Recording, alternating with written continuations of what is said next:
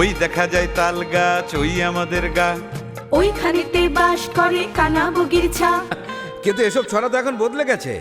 নেই সে তালের গাছ, এখন নেই সে ছোট গা। কবেই উড়ে চলে গেছে কানা বগির ছা। ধানের খেতে বিশেষ আবার কবেই পুঁটি মাছ। কাঠচোরেরা কবেই কেটে নিয়েছে তাল গাছ।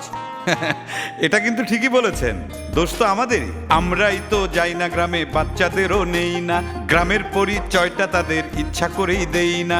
বদলে গেছে গ্রামের পরিবেশ, মিলেমিশে থাকার দিনও শেষ। তাহলে তো ওই ছড়াটাও অচল হয়ে গেছে। ওই যে আমাদের ছোট গায়ে ছোট ছোট ঘর, থাকি সেথা সবে মিলে নাহি কেহ পর।